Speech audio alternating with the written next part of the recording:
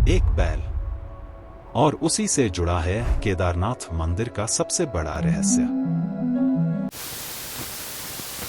पिछले भागों में आपने देखा कि देवप्रयाग में शिव मिले नहीं, रुद्रप्रयाग में रौद्र रूप दिखा फिर गायब, गुप्त काशी में भी गुप्त हो गए।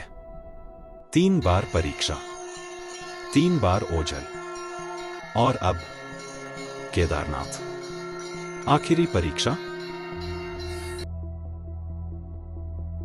गुप्त काशी के बाद महादेव पांडवों को हर बार दिखाई देते, लेकिन जैसे ही वे पास पहुंचते गायब हो जाते थे।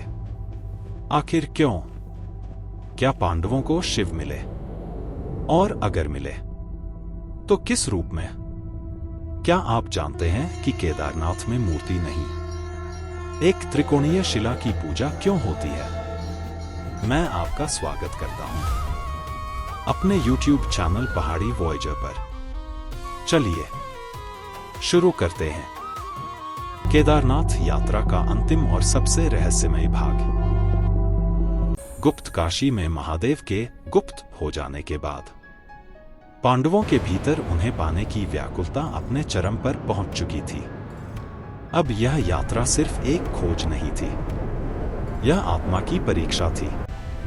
युधिष्ठिर के नेतृत्व में पांडव बढ़ते जा रहे थे ऊंचाइयों की ओर, जहां हर कदम उनके अहंकार को तोड़ रहा था।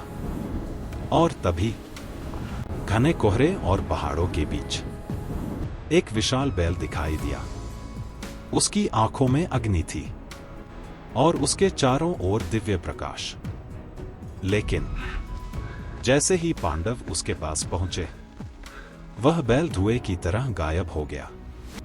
और उसी क्षण पांडव समझ गए, यह स्वयं महादेव थे, जो उन्हें अंतिम परीक्षा तक ले जा रहे थे।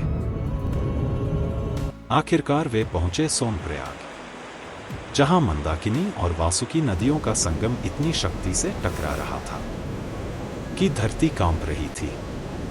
पांडवों ने वहां स्नान किया, और उसी क्षण उनके भीतर का संशय धीरे धीरे समाप्त होने लगा।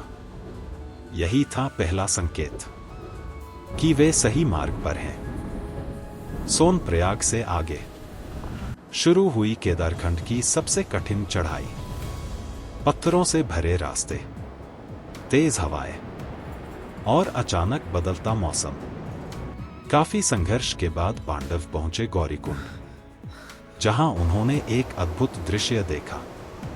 एक ओर बर्फ जैसा ठंडा जल, और दूसरी ओर उबलता हुआ तप्त कुंड। यही वह स्थान था जहां माता पार्वती ने शिव को पाने के लिए कठोर तपस्या की थी।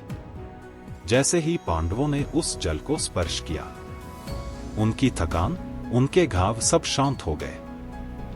गौरीकुंड से आगे केदार घाटी की ओर बढ़ते हुए वह बैल बार बार दिखाई देने लगा, कभी धुंध में, कभी चट्टानों के पीछे। भीम अब समझ चुके थे, ये कोई साधारण बैल नहीं, स्वयं महादेव हैं।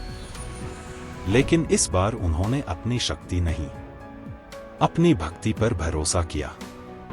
जैसे ही पांडव केदार घाटी पहुंचे, उन्होंने देखा एक विशाल पशुओं का झुंड। युधिष्ठिर ने कहा, महादेव इन्हीं में छिपे हैं।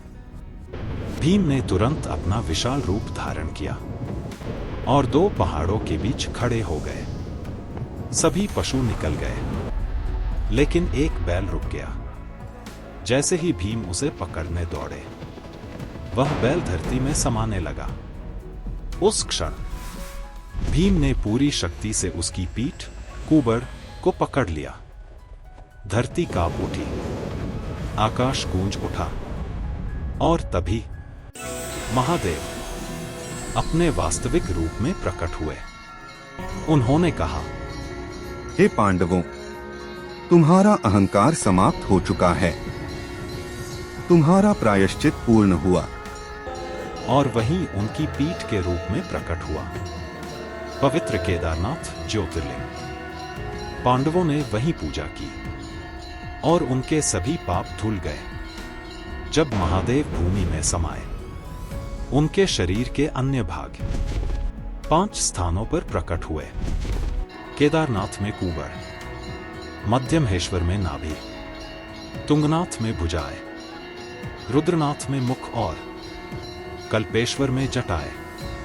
इन्हें आज पंचकेदार कहा जाता है। तो दोस्तों, पांडवों को महादेव इस तरह मिले, एक बैल के रूप में, जो देखते ही देखते धरती में समा गया।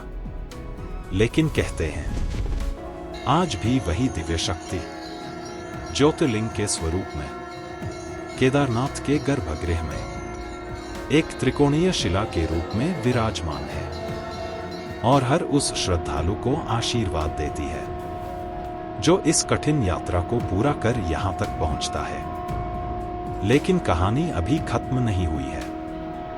पंचबद्री, पंचकेदार और पंचप्रयाग की पूरी कहानी फिर कभी लेकर आएंगे। तब तक इस दिव्य यात्रा को यहीं विराम देते हैं। हर हर महादेव। देखते रहिए पहाड़ी वॉयेजर।